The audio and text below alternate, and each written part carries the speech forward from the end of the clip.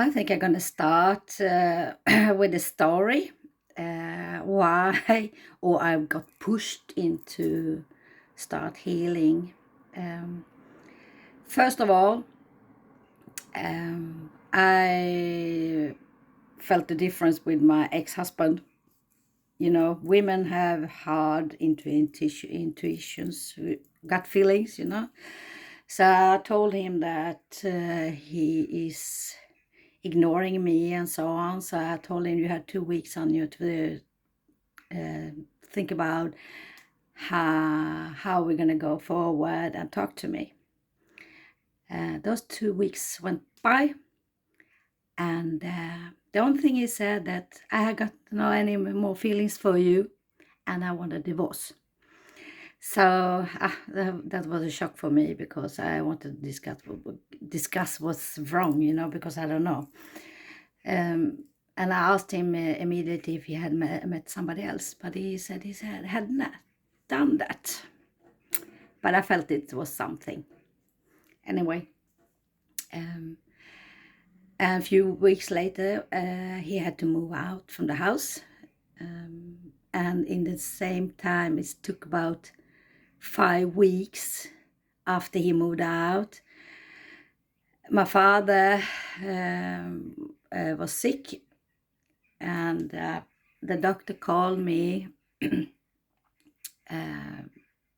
with the microphone on the phone, and he was at my father's place. And he told my father that if you don't go to the hospital, you're going to die. And I was sitting in the office working, and my brain was gone anyway with other stuff, with the divorce and everything. It was so fresh. So, and my father said, yes, I know. I don't want to live anymore. That was the next shock for me to handle this. Actually, I fell down deep, very deep. I got this pain in my body, my soul. I didn't know where I'm gonna go. So I started to work from home during that time. It was crazy. But between the meetings and so on online, I was lying on my yoga mat I had there in my small office at home. I was lying like a small baby and just screaming because I couldn't handle the pain. And that's okay, I know a lot of you people there out there, you are going through this or have gone through this and so on. Anyway, my father passed away in May, 9th of May, 2022. The 3 last days I was there 24/7, talking to him, be with him, and be just there for and saw all the pain he went through, but he had decided to die. Anyway, that was May. June, it was my youngest son's graduation. And then I needed to be happy and organize all the party for the graduation and be happy. But truthfully, half of it is gone in my mind. I went through that day for his sake, and it was fantastic for him. But I don't remember everything. I got the photos anyway. In that time, during that summer, I tried to handle everything I had inside of me. I booked up for a mentor, a course to learn how to handle the pain, and also try to start to find out who am I. Because you see, when you have children and they are moving out of the house, you women, even men, they lose the purpose. You get the children, you raise them and nurture them and everything, and they move out the house, and then you have the supposed to have your husband, and you do something other things now when you get more free. But when you lose the purpose for the kids, and you lose the husband and wife in somehow, whatever pain you have, pains from somebody passed away or something, you don't know who you are anymore. You're gonna need to try to find out who you are again. And that was a challenge. I didn't know where to go and what to do. My brain was in a fog. And I think you too have it or had it. This foggy, you can't grip where am I going in my life. Um, and and during this time also I tried to date. I think it was in August.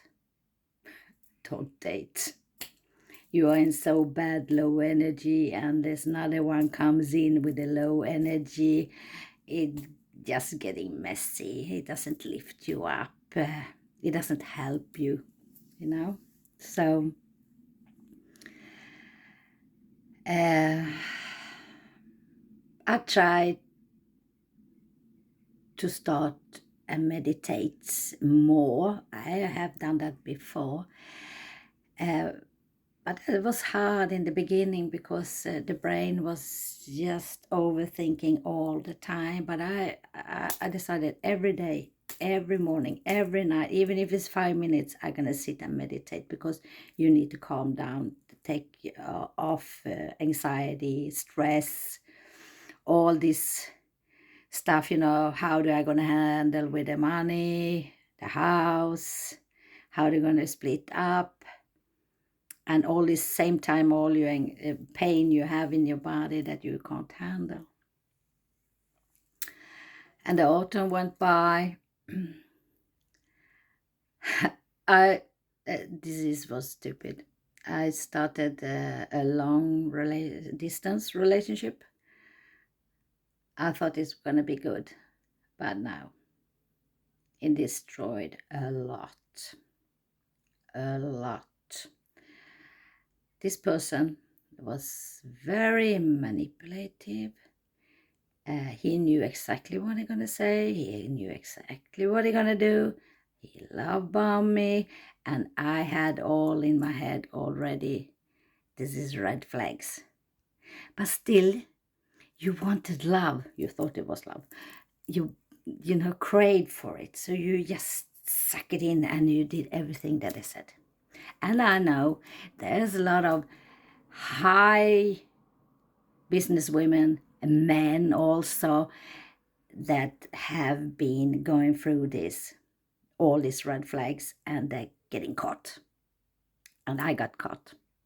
In that way, I lost a lot of money. That was the next one. I crumbled. I crashed because I knew, what have I done, Even if you call the police and you tell all this stuff, they try to find this person, you're never gonna go find this person, It was a crazy time. Then January 2023 came. I knew it already. I'm gonna lose my job because it was a certain time, and this company knew that if they have me there for 24 months, they have to employ me permanently. They waited 23 months and 29 days and said, "Thank you, Sari, for your work. We appreciate that time." So I lost my job also. The next phase in this one, we couldn't sell the house. No, it's a lot about this economic here, and all the electricity went so high here, and the rents, the payments, so people can't buy expensive house. So my husband, ex-husband, he bailed me out. He bought a house and I had to move. So in the end of January, when I don't have a job, permanent job, you can't rent anything. So I actually ended up at my friend's apartment. She offered me to rent her bedroom, one of them, because she got 3 bedrooms and 2 of them was free. So I'm here still yet today. I live in this bedroom. I have, of course, I have the whole apartment, but it's not easy to get a job like that suddenly. But anyway, in the beginning of March, I packed a backpack. I decided to go away for a couple of months. So I booked a single ticket to Asia. For the first time in my life, I was flying so far on my own. It was the best thing I ever done. So I ended up in Philippines first. And then I went to Vietnam, after that to Malaysia, and ended up in Bali before I went back home to Sweden. So I was gone for about 3 months, and that was so releasing to get out of this environment and think about your life, what you're gonna do, and even meet other people, healers.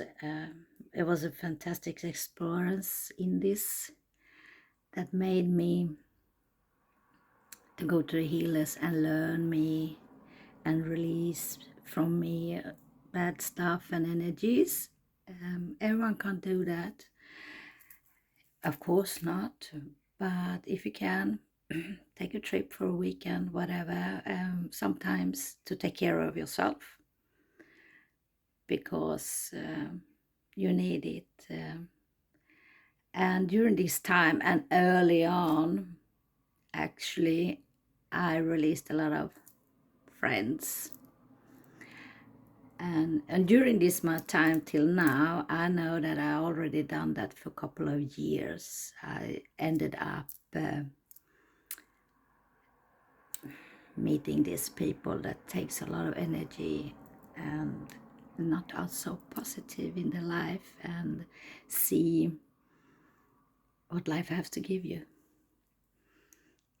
And actually, I'm proud of myself to have done that. Today, I have few, but I'm most grateful to have those friends left, because they understand me, they respect me, I can call them if I want to talk to them and so on. But I also have realized that my journey with healing and interested in spirituality started actually 2014. I saw some old documents, movies, and so on, but I never catch up on that really during that time. So I've been different than everyone else around my community I have been in. So I'm starting to build up a new community for spiritual people, or they're intuitive, they are interested in this kind of stuff. Okay, anyway, it's a part of my journey. I hope it's helped somebody, and have a good day.